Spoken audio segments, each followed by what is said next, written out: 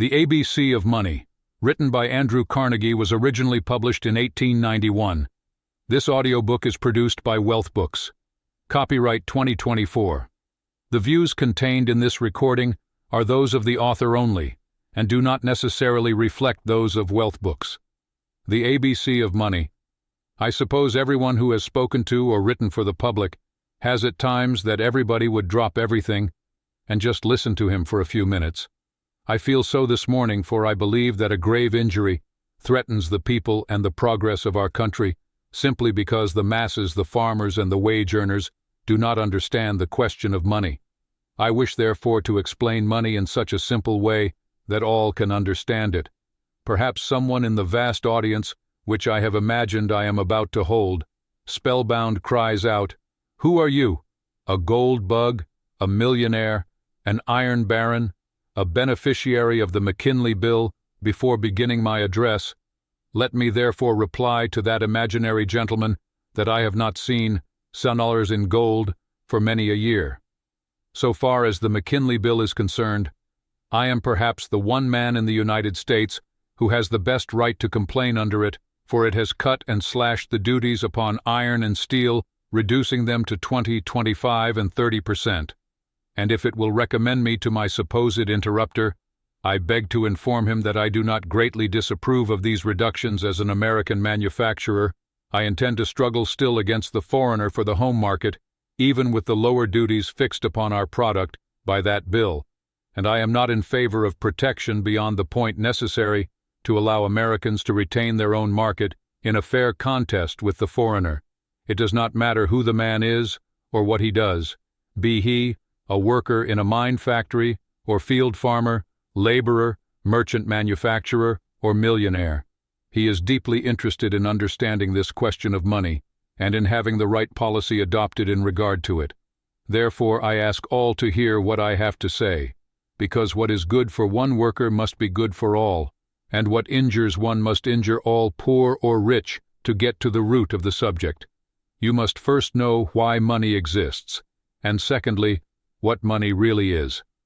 Let me try to tell you, taking a new district of our own modern country, to illustrate how money comes in times past, when the people only tilled the soil and commerce, and manufacturers had not developed, men had few wants, and so they got along without money by exchanging the articles themselves when they needed something they did not. The farmer who wanted a pair of shoes gave so many bushels of corn for them, and his wife bought her sunbonnet by giving so many bushels of potatoes. Thus all sales and purchases were made by exchanging articles by barter as the population grew. And wants extended, this plan became very inconvenient.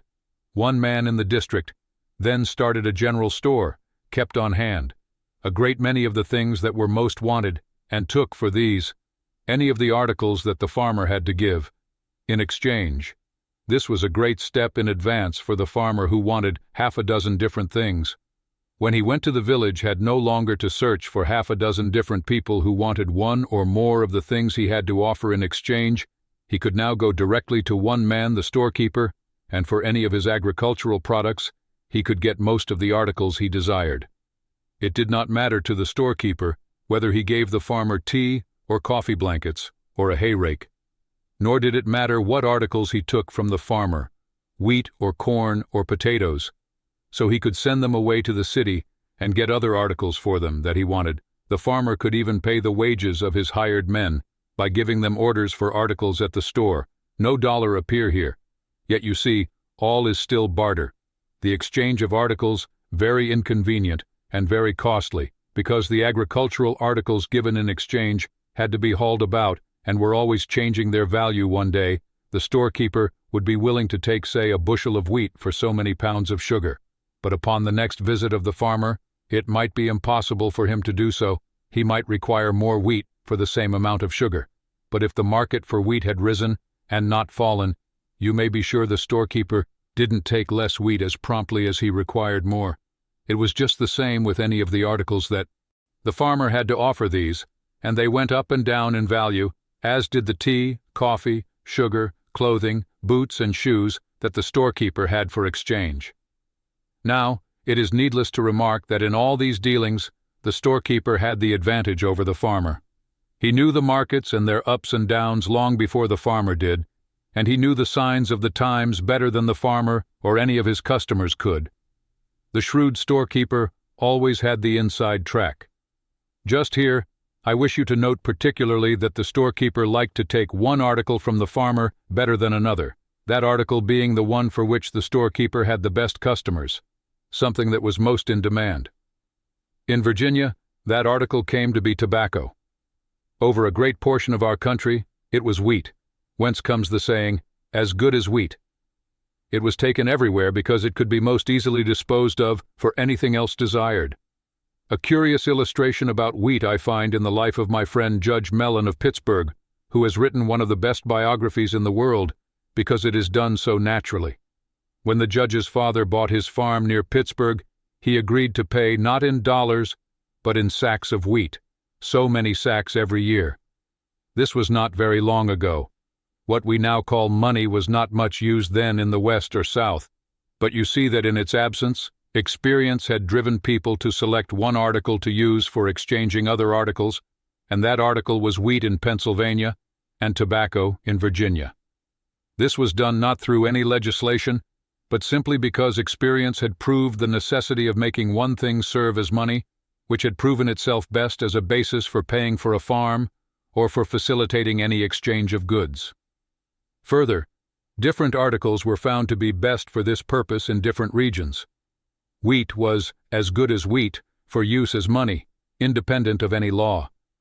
The people had voted for wheat and made it their money.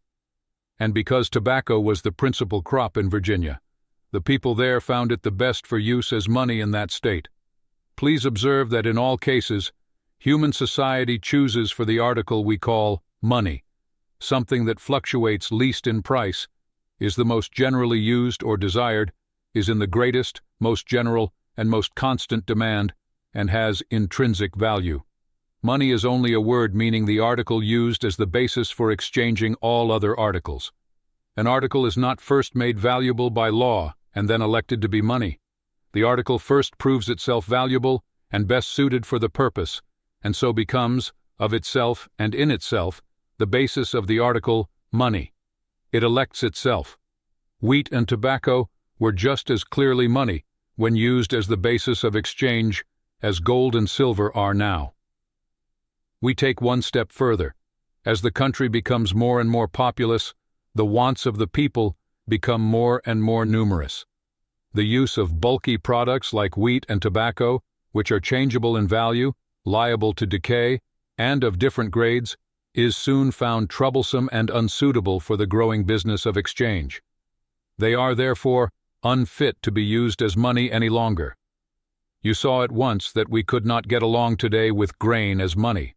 Then, metals proved their superiority. These do not decay, do not change in value so rapidly, and they share with wheat and tobacco the one essential quality of also having value in themselves for other purposes beyond serving as the basis of exchange.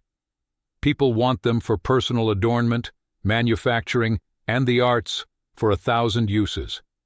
It is this very fact that makes them suitable for use as money. Just try to count how many purposes gold is needed for, because it is best suited for those purposes. It meets us everywhere.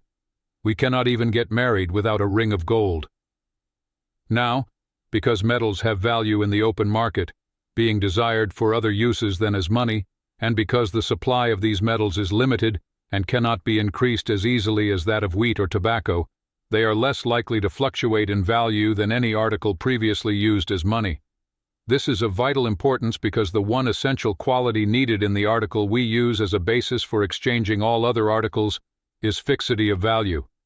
The human race has instinctively always sought the one article in the world that most resembles the North Star among the other stars in the heavens, and used it as money, the article that changes least in value, just as the North Star is the star that changes its position least in the heavens. And what the North Star is among stars, the article people elect as money is among articles. All other articles revolve around it, just as all other stars revolve around the North Star. We have proceeded so far that we have now dropped all perishable articles and elected metals as our money. Or rather, metals have proved themselves better than anything else for the standard of value, money. But another great step had to be taken. When I was in China, I received as change shavings and chips cut off a bar of silver and weighed before my eyes in the scales of the merchant, for the Chinese have no coined money. In Siam, cowries are used, pretty little shells that the natives wear as ornaments. 12 of these represent a cent in value. But you can easily see how impossible it was for me to prevent the Chinese dealer from giving me less than the amount of silver to which I was entitled, or the Siamese dealer from giving me poor shells of whose value I knew nothing. Civilized nations soon felt the necessity of having their governments take certain quantities of the metals and stamp upon them the evidence of their weight, purity, and real value. Thus came the coinage of metals into money, a great advance. People then knew at first sight the exact value of each piece and could no longer be cheated. No weighing or testing was necessary. Note that the government stamp did not add any value to the coin. The government did not attempt to make money out of nothing. It only told the people the market value of the metal in each coin, just what the metal, the raw material, could be sold for as metal and not as money. But even after this, much swindling occurred. Rogues cut the edges and then beat the coins out so that many of them became very light. A clever Frenchman invented the milling of the edges of the coins, whereby this robbery was stopped. Civilized nations had at last the coinage that still remains with us, the most perfect ever known, because it is of high value in itself and changes the least. An ideally perfect article for use as money is one that never changes. This is essential for the protection of workers, farmers, mechanics, and all who labor, for nothing tends to make every exchange of articles a speculation so much as money that changes in value, and in the game of speculation, the masses of people are always sure to be beaten by the few who deal in money and know the most about it. Nothing places the farmer, the wage earner, and all those not closely connected with financial affairs at such a disadvantage in disposing of their labor or products as changeable money. All such are exactly in the position occupied by the farmer trading with the storekeeper, as described above. You all know that fish will not rise to the fly in calm weather. It is when the wind blows and the surface is ruffled that the poor victim mistakes the lure for a genuine fly. So it is with the business affairs of the world. In stormy times, when prices are going up and down, when the value of the article used as money is fluctuating, up today and down tomorrow, and the waters are troubled, the clever speculator catches the fish and fills his basket with the victims. Hence, the farmer, the mechanic, and all people having crops to sell or receiving salaries or wages are those most deeply interested in securing and maintaining the fixity of value in the article they have to take as money. When the use of metals as money came, it was found that more than 2 metals were necessary to meet all requirements. It would not be wise to make a gold coin for any smaller sum than $1, for the coin would be too small. And we could not use a silver coin for more than $1, because the coin would be too large. So, we had to use a less valuable metal for small sums, and we took silver. But it was soon found that we could not use silver for less than 10-cent coins, a dime being the smallest coin practical for use in silver. We were compelled to choose something else for smaller coins. We had to take a metal less valuable than silver, and we took a mixture of nickel and copper to make 5-cent pieces. But even then, we found that nickel was too valuable to make 1- and 2-cent pieces, so we had to take copper alone for these. The effort regarding every coin was to put metal in it as nearly as possible to the full amount of what the government stamp said the coin was worth. Thus, for 1 cent in copper, we tried to put in a cent's worth of copper. In nickel, we tried to put in something like 5 cents worth of nickel and copper. But because copper and nickel change in value from day to day, even more than silver, it is impossible to get in each coin the exact amount of value.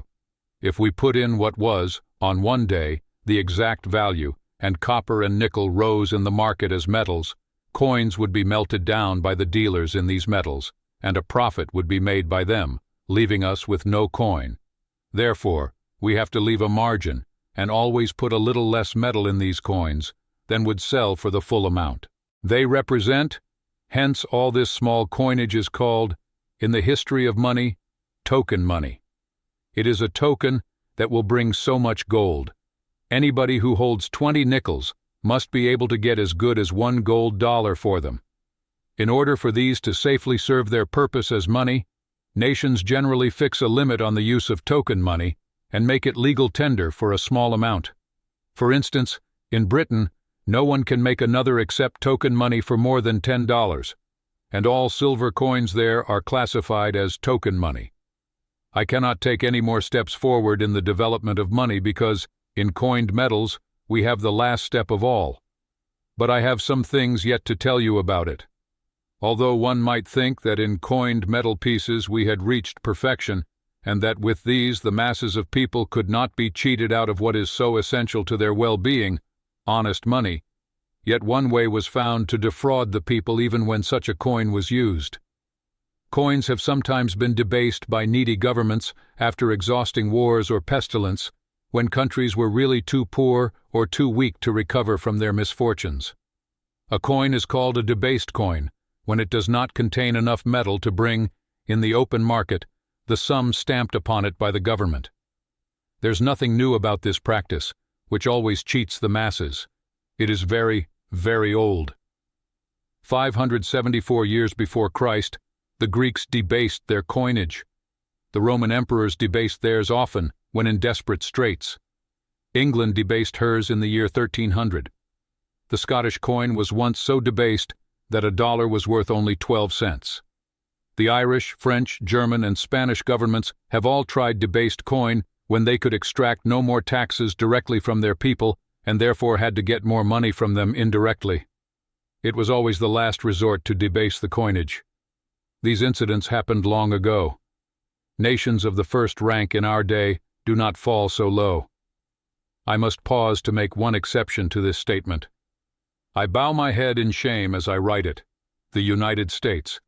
Every one of its silver dollars is a debased coin. When a government issues a debased coin, it disregards all the experience that has proven to be sound in regard to money. Sound finance requires the government only to certify the real value possessed by each coin issued from its mints, so that people may not be cheated.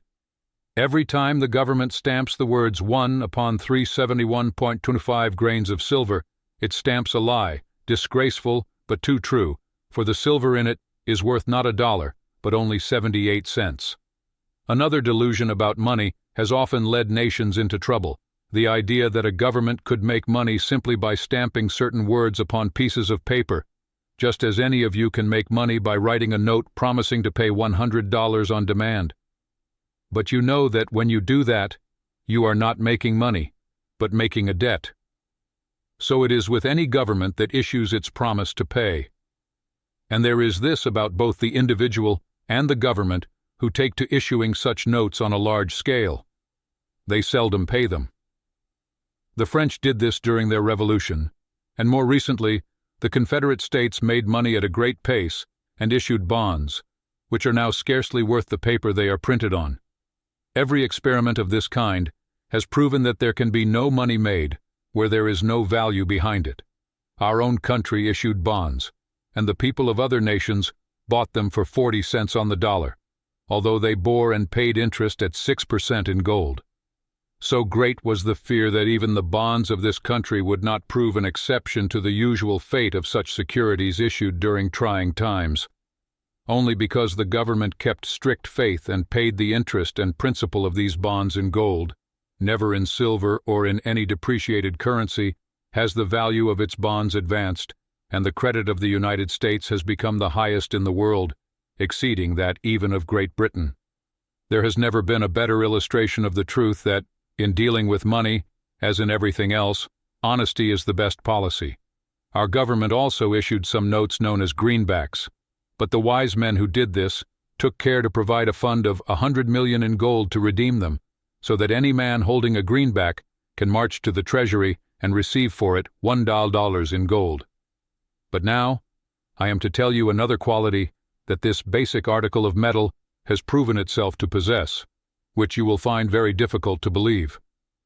The whole world has such confidence in its fixity of value that it has been built upon as a sure foundation, a tower of credit so high and so vast that all the silver and gold in the United States and all the greenbacks and notes issued by the government only perform 8% of the exchange in the country. Go into any bank, trust company, mill, factory, store, or place of business, and you will find that for every $100,000 of business transacted, only about $8,000 of actual money is used, and this only for petty purchases and payments. 92% of the business is done with little bits of paper, checks, and drafts. Upon this basis also rest all the government bonds, all state, county, and city bonds, and the thousands of millions of bonds whose sale has enabled our great railway systems to be built.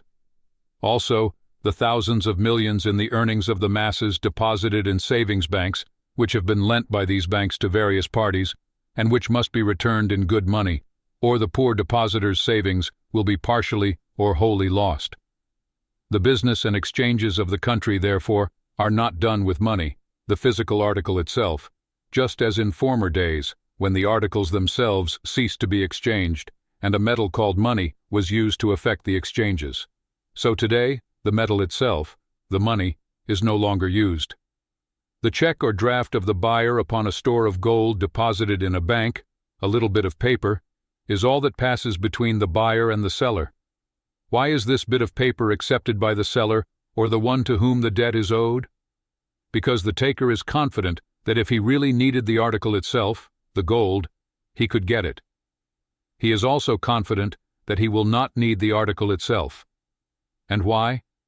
Because for what he wishes to buy, the seller or any man to whom he owes will accept his check, a similar little bit of paper, instead of gold itself. Most vital of all, everyone is confident that the basis article, the gold, cannot change in value. Remember, it would be almost as bad if it rose in value as if it fell. Steadiness of value is the essential quality in money for the masses.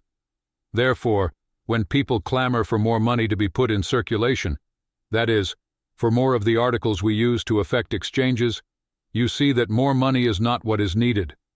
Nobody who has had wheat, tobacco, or any article to sell has ever found any trouble with the money in the buyer's hands to effect the exchange. We had a very severe financial disturbance in this country only 3 months ago. It was said that money could not be had for business purposes, but it was not the physical metal that was lacking. It was credit, confidence.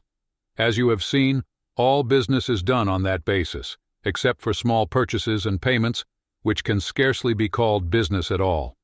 Today, a businessman cannot walk down the street without being approached by people begging him to take this credit at very low rates of interest, at 2% per annum. Credit can be had every day. There has been no considerable difference in the amount of money in existence over the last 90 days. There was about as much money in the country in January as there was in March. It was not the lack of money that caused the trouble. The foundation had been shaken upon which stood 92% of every $100,000 of business. The metal itself and notes, real money as we have seen, only applying to the $8,000. Here comes the gravest of all dangers. In tampering with the basis, you directly shake the foundation upon which rests 92% of all the business exchanges of the country, confidence and credit, and indirectly, the trifling 8% which is transacted by the exchange of the metal itself or by government notes. For the standard article is the foundation for every exchange, both the $92,000 and the $8,000. So you see, if that foundation is undermined, the vast structure comprising all businesses built upon it must totter. I have finished telling you about money. We now come to apply the facts to the present situation. And here we enter at once upon the silver question. I am sure you are all paying attention, for it is the most pressing issue before you. You see that, in its progress, the human race has used various articles as money and discarded them when better articles were found, and that it has finally reached coined pieces of valuable metal as the most perfect form of money. Only 2 metals are used among civilized nations as the standard, gold in some countries and silver in others. No country can have 2 standards. Centuries ago, silver was adopted as the standard in China, India, and Japan, and more recently in the South American republics, and it is still the standard in these countries. When adopted, it was a wise choice. Silver had nearly doubled its present value and was then steady, answering all the needs of rural people. The principal nations of Europe and our own country, being further advanced and having much greater business transactions, found the necessity of using a more valuable metal than silver, and gold was adopted. But as silver was used as money in many parts of the world as the standard, and used in these gold-based countries for small change, it was possible for these nations to agree upon the value in gold that would be accorded to silver. This was fixed at 1,112 ounces of silver to 1 ounce of gold. Please note that this was, at the time, as nearly as possible the market value of silver as a metal compared with gold as a metal. The nations did not attempt to give silver any fictitious value, but only its inherent value. More than this, each of these nations agreed, when the agreement came to an end, to redeem all the silver coins it had issued in gold at the fixed value. Everything went well under this arrangement for a long time. The more advanced nations were on a gold basis, the less advanced nations on a silver basis, and both were equally well served. What, then, has raised this silver question that everybody is discussing? Just this fact. While the supply and therefore the value of gold remained about the same, great deposits of silver were discovered, wonderful improvements were made in mining machinery, and even more impressive advances in the machinery for refining silver ore. As more and more silver was produced at lower costs, its value naturally fell. More and more, 1 ounce of silver, worth $1.33 in 1872, is now worth only $1.04. It has fallen as low as 93 cents, fluctuating wildly. It has lost its fixity of value. To all countries on a silver basis, this has brought confusion and disaster. The situation in India, with its 285 million people, is most serious, and you see how our South American republics are troubled by this fall in the value of their basis article, by which all other articles are measured. Even the European nations, which are on a gold basis, are troubled by the silver question. Under the agreement to rate 1,512 ounces of silver as worth 1 ounce of gold, some of these nations have had enormous amounts of silver thrust upon them. Most of them saw what was coming many years ago and ceased to increase their silver. Some disposed of a great deal of what they had and placed themselves strictly on a gold basis. But there are still $100 million worth of silver legal tender coins in European countries, not counting the amount of token silver money used for small change.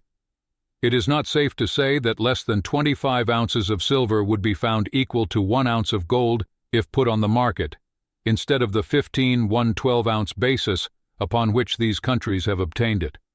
All European countries have been, and are still, trying hard to escape from silver. In 1878, those comprising the Latin Union, which fixed the price of silver, France, Belgium, Italy, Switzerland, and Greece, finally closed their mints to legal tender silver. Norway, Sweden, and Denmark, in 1873 and 1875, escaped from the silver avalanche and now stand firmly on a gold basis. Holland also, in 1875, took its stand practically on gold. Austria-Hungary has not coined silver since 1879, except for a small amount of Levantine silver for a special trade purpose. Even half-civilized Russia took the alarm and fled from the silver danger as fast as possible, for in 1876 she shut her mints to further coinage of the dangerous metal, except for such small amounts as China wished to take promptly from her. So you see that all those countries that have tried silver and found out its evils and dangers have been, and are now, using every means to rid themselves of it. For 13 years, it has been cast out of their mints, and during this long period, no full legal tender silver coins have been issued in Europe. Only our republic, among the nations, is boldly plunging deeper and deeper into the dangers of silver coinage, even when we have had the experience of older nations to learn from. We may, and I think surely will wish, like them, to retrace our steps when it is too late. So you see, there is trouble wherever there is silver. What to do with the silver, which has fallen so low in value, is a serious problem in all these countries. It hangs like a dark cloud over their future. Silver has fallen in value in all parts of the world and disturbed everything, to the point that several conferences have been called by the nations in recent years, to which the United States has sent delegates. The object of these was to see whether the chief commercial nations could agree again upon a new gold value for silver, but the conclusion has always been that it is too dangerous to attempt to fix a new value for silver until the situation could be more clearly understood. The future was uncertain about the supply and value of silver. Perhaps it might fall so low that 25 or 30 ounces of it would not be worth more than an ounce of gold. No one could tell. As our country had already gone so far into the danger, having $482 million in depreciated silver, we had to confer with our neighbors in misfortune and appear as creditors do at meetings held to try to support the failing business of a debtor. Perhaps you are asking yourselves why, when I spoke of all the European countries in relation to silver, I did not mention the amount of silver held in reserve by our principal rival, Great Britain. Listen for a moment, and then ponder the reply, not $1. France has no less than $650 million in silver in her bank, but every dollar of Britain's reserves is on one steady, exchangeable basis: gold. The wise old bird, the dear motherland, sits upon her perch, whistling away out of all danger from this silver trouble. She has made London the financial center of the world. If anything is bought or sold in foreign lands, a draft upon London is demanded because everyone knows that, come what may, it will be paid in the best article, which cannot fall in value: gold. There is no such demand for a draft in Paris, Vienna, or New York. And why? Because the nations represented by these cities have become involved in great possible losses from their huge piles of silver. They may attempt, through legislation, to make drafts payable in that metal which fluctuates so much in value. I wish the people of the United States would watch Britain carefully. She is keeping her own counsel. She is treating the silver-loaded nations with cool politeness at the conferences, which she graciously attends only because India, over which she rules, is unfortunately on a silver basis. If it were not for that, she would probably politely decline. When they talk about fixing a gold value on silver, she says that she really doesn't know what she will decide on the matter. What she is praying for is that the United States will continue to go deeper and deeper into silver until retreat is impossible, and she will maintain her old policy that has made her supreme in finance. Her only possible rival is not to be found in Europe, but here in the United States. What a grand thing for Britain if our country could be brought down to a silver basis, forced to relinquish the one standard that can alone give a nation the front rank in the financial world: silver for the republic, gold for the monarchy. This is what Great Britain is hoping will come to pass, and what every American should resolve must never happen. Governments may pass whatever laws they please about silver, but the world does not heed them. Every business transaction between nations continues to be based on gold exclusively, nothing but gold, and will continue to be so. Britain knows this and acts accordingly. I think I hear you ask indignantly, how did our country come to have 312 million silver dollars in its vaults, like France, instead of having its reserves in sure gold like our rival Britain? That is a question every farmer and every worker should ask, and demand an answer from their representatives in Congress. The reason is easily given. Here is the history. Silver, as we have seen, had fallen in value and was likely to fall even more. European nations were loaded down with many hundreds of millions of dollars in silver and were all anxious to get rid of it. Owners of silver and of silver mines were alarmed. What was to be done to prop up the falling metal? Evidently, the government was the only power that could undertake the task, and towards that end, all the influence and resources of the silver lobby were bent, with eminent success. The masses of the people were represented as being in favor of silver. If true, they were siding with the speculators against their own interests in the most direct way possible. The first act, which aimed to give silver value by legislation, was passed in 1878.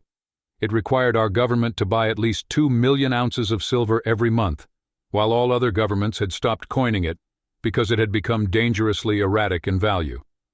The silvermen insisted that these purchases would raise its value, but were they right? No, it did not advance in price. What was to be done then?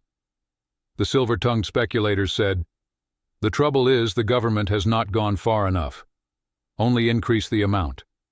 Let the government buy 4.5 million ounces per month of our silver instead of 2 million per month, and this will take all that the country's mines yield, and more too, so silver must advance in value." They were right in stating that 4.5 million ounces per month are more than the total yield of the United States silver, and that 8 to 10 million ounces of silver are taken and used every year for purposes other than coining into money, leaving not more than about 4 million ounces per month for coinage. Many people were persuaded. The belief was that if the government bought so much silver per month, the value of silver would advance.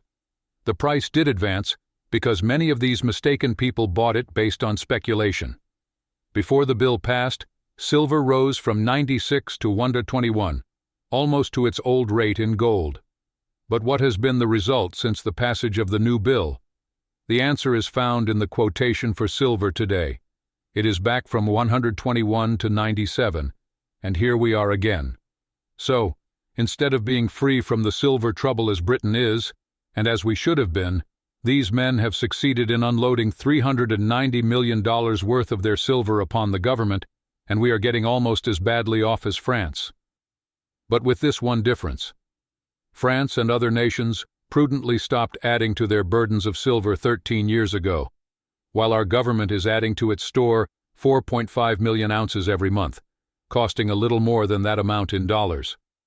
The United States is trying to ignore the changed position of silver and make it equal to gold, against the judgment of all other first-class nations.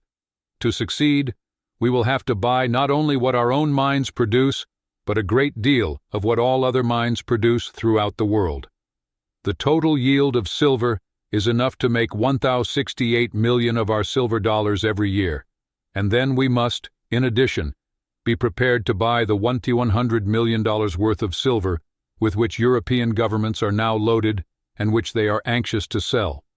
So far from the government's purchases of silver having raised its value, the government could not sell the $313 million worth in its vaults today without losing millions on the price it has paid the silver owners for it. You will scarcely believe that the accounts of the Treasury state that the government has made $67 million in profit from its silver purchases. This is claimed because for the amount of silver put in a dollar, it has paid only about 80 cents. All this profit is fictitious. You see, the nation has been led into very foolish purchases of silver. $4.5 million of your earnings are taken through taxes every month, not for the constitutional purposes of the government, but in an effort to bolster a metal by paying prices for it far higher than it otherwise would command. Your government is being used as a tool to enrich the owners of silver and silver mines. This is indeed bad, but hardly worth mentioning compared to the danger of panic and disaster it brings through the probable banishment of the steady gold basis and the introduction of the unsteady silver basis. The Republic had the disgrace of slavery and abolished it. Until this year, it was disgraced in the eyes of the world because it had no law that secured to others, besides its own citizens, the right to their literary productions. That disgrace has passed away, but now the disgrace of debased coinage has come upon it. The great Republic issues dishonest coins, and it is the only nation in the world that does so, except Mexico, which still coins a little silver. While the disgrace is upon us, the financial evils of debased coinage are yet to come. Although the government issues debased coins, it agrees to receive them as worth $1 in payment of duties and taxes, making them legal tender, so they pass from hand to hand for the present as worth dollars. In this way, the government has so far been able to prevent their depreciation. Nobody knows how long it can continue issuing 4.5 million more of these notes or coins every month and keeping them equal to gold. But one thing is clear. Ultimately, the load must become too heavy. Unless silver rises in value, or enough is put into the dollars to represent their value in gold, or the purchase of silver by the government is stopped, we must sooner or later fall from the gold standard to the condition of Argentina and other South American republics. This is how these silver dollars, which do not have enough metal to sell for their face value, will act when the world begins to lose confidence in the government's ability to pay gold for them when asked. Suppose a number of you had decided to carry a huge log from the woods. You all got under it, bending your necks and taking its weight upon your shoulders. Some might doubt whether you could really stagger on under the load. Suppose 2 or 3 of you, after casting timid glances at each other, concluded it would be better to get from under. What would be the result? The lack of confidence would probably result in a collapse. Those who were foolish enough to remain would suffer the consequences. It is just the same with this delicate question of the measure of values. A few speculators or gold bugs will resolve that, come what may, they will make themselves safe and get out from under the burden. Even in the minds of the most reckless, there will be some doubt whether the United States alone can take the load of the world upon its shoulders and carry it when all other nations together are afraid to try. No nation in the history of the world has ever succeeded in giving permanent value as a standard for money to a metal that does not in itself possess that value. Mark this, our government has only succeeded so far in doing this with its silver dollars because it has issued only a limited quantity and has been able to redeem them in gold.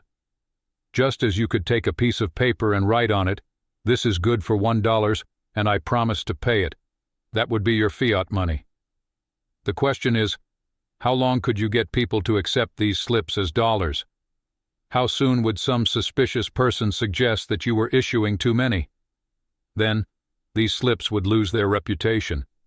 People would begin to doubt whether you could really pay all the dollars promised if called upon, and from that moment, you could issue no more. Just as with governments, all can keep their small change afloat, even though it may not contain metal equal to its face value. And it is a poor government that cannot go a little further and get the world to accept something from it in the form of money that is only partially backed by value. But remember, any government will soon exhaust its credit if it continues to issue as money anything that does not have intrinsic value as metal. Throughout the world, every nation has eventually had to recoin its debased currency or repudiate its obligations, going through the perils and disgrace of loss of credit and position. In many instances, the debased coin was never redeemed, and the poor people who held it were compelled to bear the loss. There is, however, one valuable feature of the present silver law that, if unchanged, may stop the issue of many more debased silver dollars. It requires that 2 million of the 4.5 million ounces of silver purchased each month be coined into money for 1 year. After that, only such amounts will be coined as are found necessary to redeem the silver notes issued. As people prefer the notes to silver, little or no coinage of silver dollars will be necessary, and only silver notes will be issued. When the government ceases to coin silver dollars, it will stand revealed in its true character before the people, that of a huge speculator in silver, or rather as the tool of silver speculators, piling up in its vaults 4.5 million ounces every month, not in the form of money, but in bars. Surely this cannot fail to awaken the people to the true state of affairs, and cause them to demand that this reckless speculation cease. It is, in every respect, much less dangerous to keep the silver purchased in bullion than to coin it into debased dollars, because it makes it easier, at some future date, to begin the coinage of honest silver dollars. That is, coins containing the amount of silver that commands a dollar as metal. Instead of 371 grains of silver, 450, 460, or more or less should be used. This is just about the amount the government gets for each dollar. No possible act of legislation that I know of would produce such lasting benefit to the masses of people in this country. But beyond the material benefit, something much higher is involved: the honor of the Republic. The stamp of its government should certify only that which is true. I do not suppose that there are many men in the United States, except owners of silver, who would vote that silver should take the place of gold as the standard of value. If the people understood that the question was whether one metal or the other, silver or gold, should be elected as the standard, the vote would be almost unanimous for gold. Its superiority is so manifest. Yet this is surely the issue, although the advocates of silver disclaim any intention to disturb the gold standard, saying they only wish to elevate silver and give it the same position as gold as money. But you might as well try to have two horses come in first in a race, or to have two best of anything. You might as well argue for two national flags in one country. Just as surely as a citizen must elect the banner under which he stands or falls, so must he elect gold or silver as his financial standard. The Standard article cannot share its throne with anything else, any more than the Stars and Stripes can share its sovereignty with another flag in its own country. For there is this law about money. The worst drives the best from the field. The reason for this is very clear. Suppose you get in exchange a $5 gold piece and $5 in silver, and there is some doubt whether an act of Congress will really prove effective in keeping silver equal to gold in value forever. 99 people out of 100 may think that the law will give this permanent value to silver, which the article itself does not possess. But 1 man in 100 may have doubts about the subject. I think the more a man knows about money, the more doubts he will have. And although you may have no doubts, the fact that I have doubts, for instance, will lead you to say, well, he may be right. It is possible I may be wrong. I guess I will give Smith this silver for my groceries tomorrow, and give the old lady this beautiful bright golden piece to put by. It needs no acts of Congress. All the acts of Congress in the world cannot lessen its value. The metal in it is worth $5 anywhere in the world, independent of the government stamp. These 5 pieces of silver are worth only 3.75 as metal. Yes, I shall let Smith have the silver. Gold is good enough for me. You may be sure Smith unloads the silver as soon as he can upon Jones.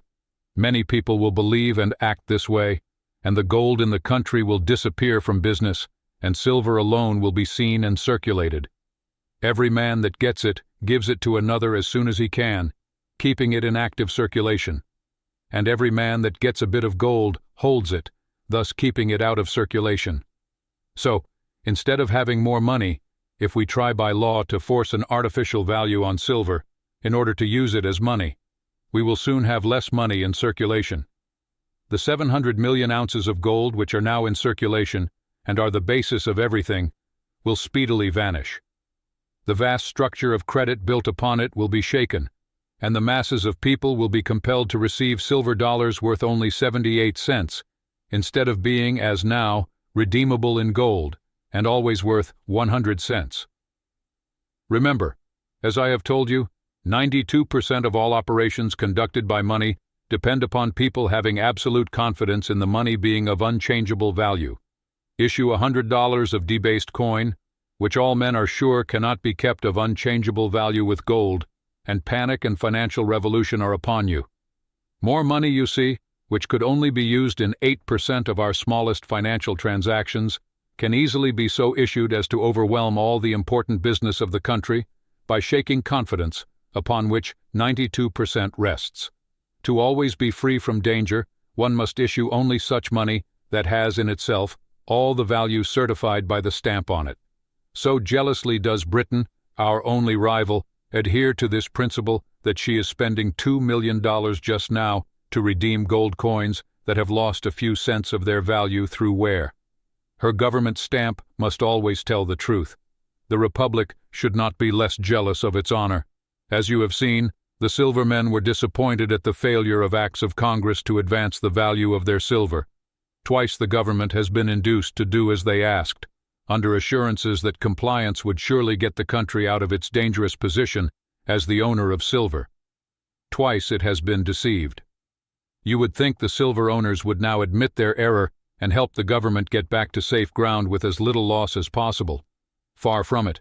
Instead of this, they have taken the boldest step of all and urged Congress to consider the free coinage of silver. Now what does that mean? It means that our government is to be compelled by law to open its mints and take all the silver with which European governments are loaded down, and part of all the silver mined in the world, and give for every 78 cents worth of it one of these coins which you are compelled to take as a full dollar for your labor or products.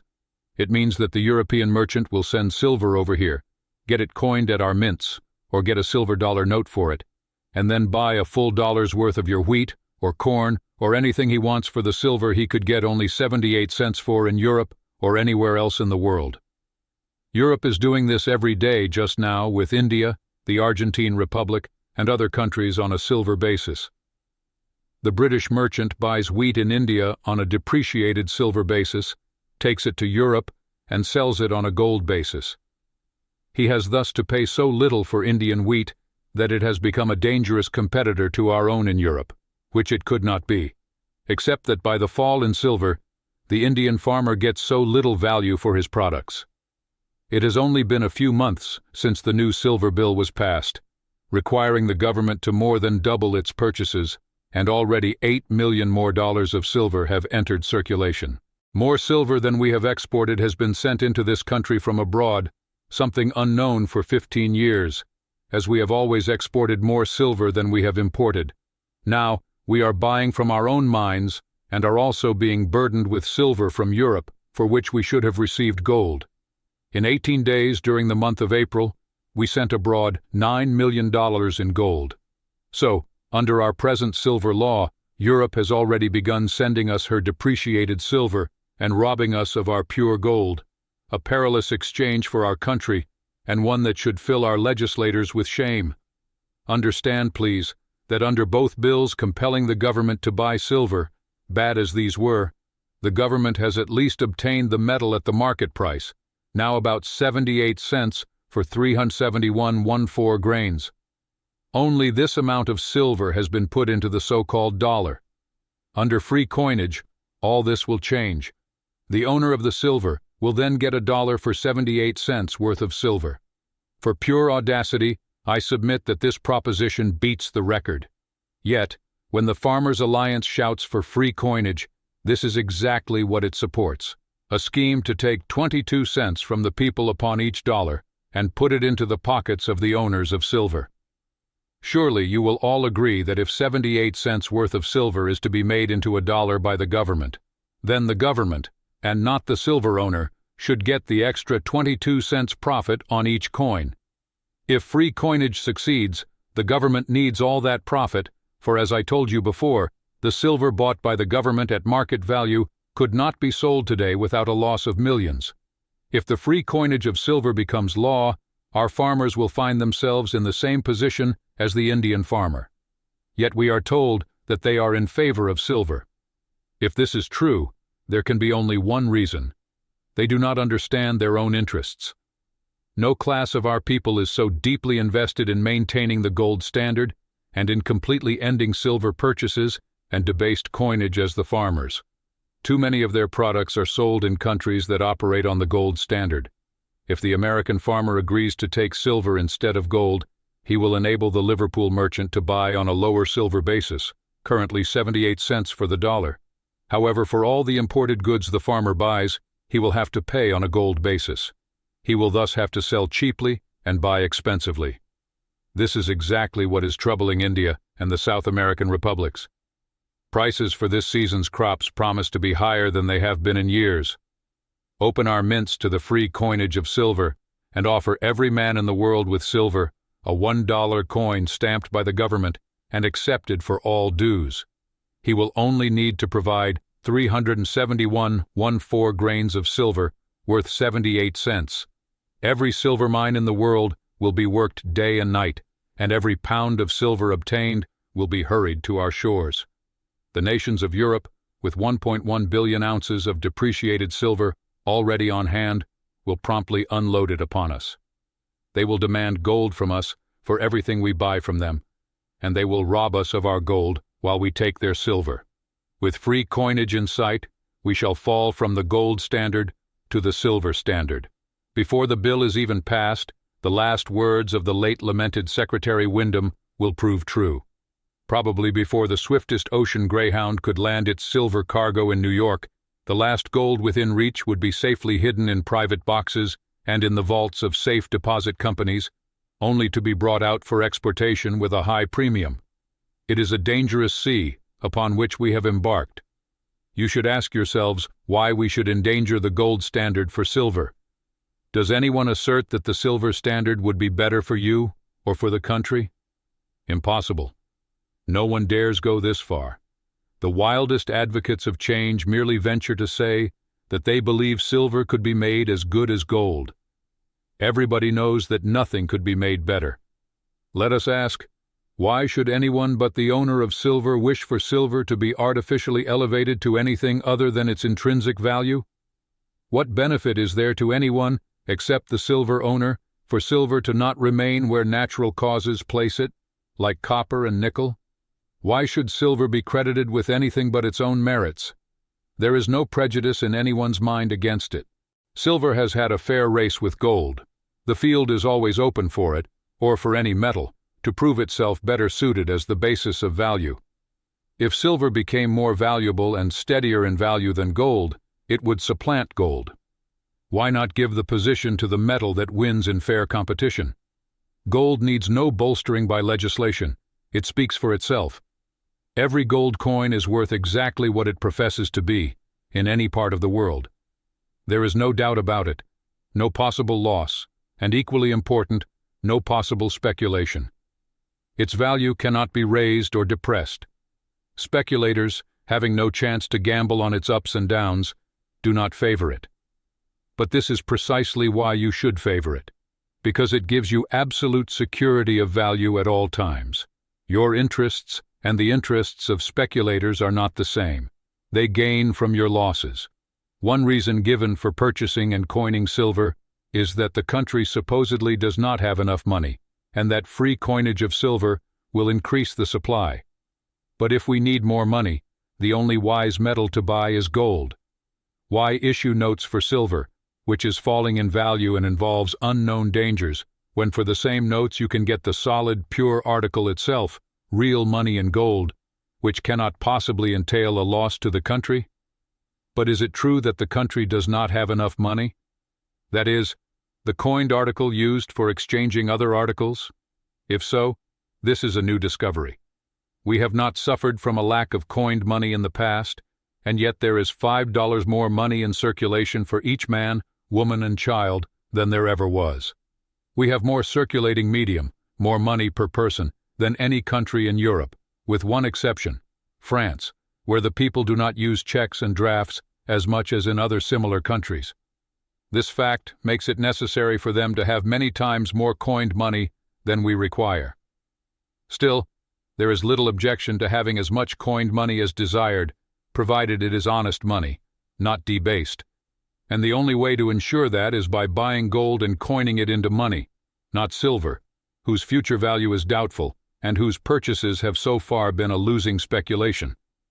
Ask an advocate for more money why gold is not the best metal for the government to buy and coin into money for the people, and see what he has to say. Gold is as much an American product as silver. Our mines produce more than 2 million of it every month. He could have no objection, except that this would not tend to keep up the price of his own product, silver. He could not deny that it would provide safer money for the people. There is another plea urged on behalf of silver. Many public figures tell us that silver coinage is in demand because people think it will make money cheap. They believe that, since silver is less valuable than gold, people's debts could be more easily paid. But let me call your attention to one point. The savings and property of the people could only be reduced in value if the gold standard fell. As long as all government notes are kept equal to gold, no matter how much silver the government buys or coins, the slightest change is not possible. Only after a financial crisis had come, after the gold standard had collapsed in the wreck, and every dollar of gold was withdrawn and held for high premiums, could any change occur to favor one class over another. If anyone imagines they will profit in some way from the government's trouble with its debased silver coins and silver purchases, let them remember that in order for this vain expectation to be realized, the government must first lose its ability to maintain the silver dollar's parity with gold. When that happens, gold would immediately vanish and command a premium. A wise Secretary of the Treasury has already foretold the result. The sudden retirement of $600 million in gold combined with the panic that would ensue, would cause contraction and commercial disaster unparalleled in human history. Our country would quickly fall to a silver standard, at which point there would be no incentive for coinage, and silver dollars would sink to their bullion value. The man who tries to bring about this disaster in the hope of profiting from it is akin to someone who would wreck an express train to plunder its contents, or who would drive the ship of state onto the rocks to secure a portion of the wrecked cargo. He is a wrecker and a speculator, and his interests are opposed to the interests of the toiling masses. We are often told that the masses of people favor free silver coinage, or at least uphold the present silver laws, because they have received. The impression has somehow spread that the more silver there is coined, the more money will come to the people. Let us examine that. When the government buys silver bullion, it gives its own notes or silver dollars in exchange. Who gets these? The owners of the silver bullion. How can these dollars be taken from their pockets and put into the pockets of the people? From what we know of the silver men, we cannot expect them to give away many of their dollars to anyone. They will only part with them when they buy labor, or the products of the people. And when they do, they will give these dollars, which cost them only 78 cents, at the value of 100 cents. Will they give more of these 78-cent dollars than they would have given of 100-cent gold dollars for the same labor or products? No, not until, or unless, the government's effort to artificially inflate the value of silver collapses, causing our money to lose value. At that point, a dollar might not even be worth half its value when measured in gold, and they would always give less value than before. How then can the working people or farmers benefit from this? It is the owners of silver who will give the government 78 cents worth of bullion and receive a dollar in return. They are the ones who will profit. This should be clear. Up until now, the dollar that the farmer or working person receives is still worth a dollar because the government has managed, through great effort, to keep it that way.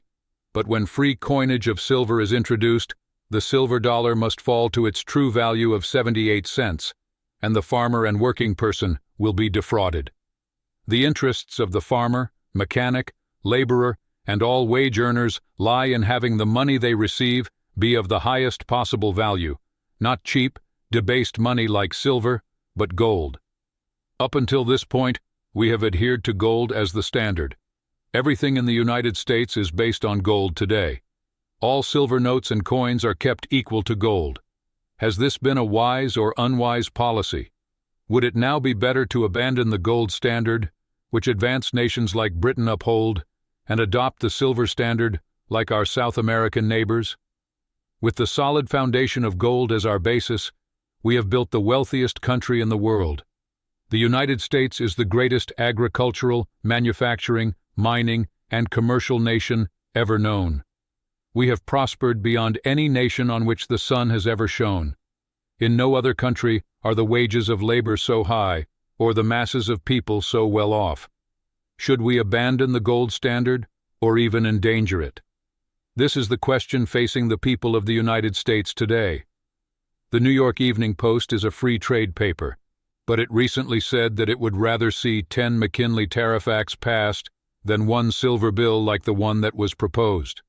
I, a Republican and a believer in the wisdom of protection, tell you that I would rather see the McKinley bill repealed and the Mills bill passed, if it meant that the present silver bill would be repealed and silver treated like other metals.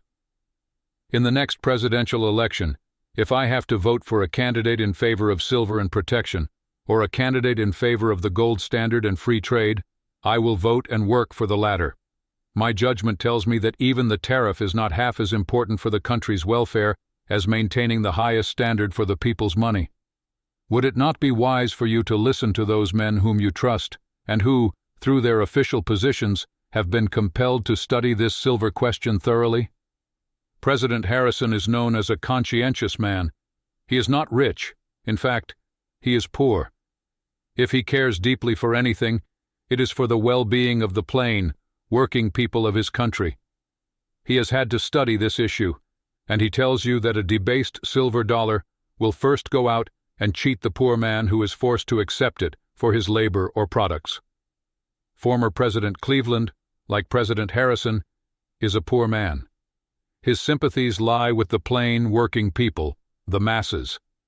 He too had to study this question to act upon it, and even though many in his party have been temporarily swayed by the Silver Crusade, Mr. Cleveland felt compelled to tell the truth and denounce the free silver coinage idea. He did this because he realized that it would harm the working people of the nation. His recent letter is further proof that he is a natural leader, a brave man, and not a coward. He weighs his personal prospects, but they do not outweigh the true welfare of the workers who once made him president. In addition to these men, no abler, purer, or grander Democrat ever managed this nation's finances than Mr. Manning, and no abler, purer, or grander Republican ever did so than Mr. Wyndham. These men were friends of the masses, if ever the masses had friends. Both had to investigate the silver question so that they might learn what was best and act to promote the permanent welfare of the people. Both became deeply concerned about the impending danger of debased money and used all their powers to stop representatives in Congress from forcing the government to imperil the interests of the working man, who must have the best money for his labor or products or be prey to speculators. These great men, two of them exalted to the highest political office on earth by your suffrages, had and have at heart only the good of the many, as against the possible enrichment of the few. These political opponents, as they were or are, agreeing upon this question, must surely give every farmer, mechanic, and working man in the United States grave reason for believing that they, and not the advocates of silver, are his wisest counselors. I close with one word of advice to the people. Unless the government ceases to burden itself month by month with more silver, or if the free coinage of silver is seriously entertained, avoid silver when you lay by anything. Let it be in gold. When you deposit in the savings bank, let it be a gold deposit. Therefore ask the bank to give you a gold receipt. There is no use in the poor taking any risk. If you do not act promptly, you will find no gold left for you. The speculators and those closely identified with business will have it all. It is a fact full of warning that no bonds could be sold to advantage today that were not made especially payable in gold. There is danger ahead. Whatever happens, you can sleep soundly on gold. Silver will bring bad dreams to wise men. Our government can do much. It is very strong, but there are two things that it cannot do. It cannot by itself permanently give silver a higher value than it possesses throughout the world as metal, though this is what it is trying to do, and it cannot lessen the value of gold. Someday, perhaps, you will have reason to thank me for the advice I have given you, although I hope not. Do not think, however, that I despair of the Republican ever, even if dragged into the difficulties inseparable from silver, and matters become as bad with us as they are today in the Argentine Republic, where one gold dollar is worth 2.5 currency dollars. There is no occasion to fear the final result. The good sense of the people will restore the gold basis after a time, and the Republic will march on to the front rank among nations. But the silver experiment will cost much, and it is better that the direct loss falls as much as possible upon the few of the wealthy class than upon the masses of people. At best, the latter must suffer most. Moneyed men know better than others how to protect themselves. All this loss, I am sure, the people would prevent if they could only be made to understand the question. For their interests, far more than those of the rich, lie with honest money, and their wishes have only to be expressed to their representatives to prevent the threatened crisis. Silver, owing to changes in value, has become the tool of the speculator. Steady, pure, and unchangeable gold has ever been, and never was, so much as now, the best instrument for the protection of the masses of people. I have written in vain, if this paper does not do something to explain why this is so, and to impel the people to let their representatives in Congress clearly understand that, come what may, the stamp of the Republic must be made true. The money of the American people kept the highest and best value of all money in the world, above all doubt or suspicion, standard in the future as in the past, not fluctuating silver, but unchanging gold. The end. We hope that you've enjoyed this audiobook. Subscribe to our channel so you will get notified every time we upload a new video.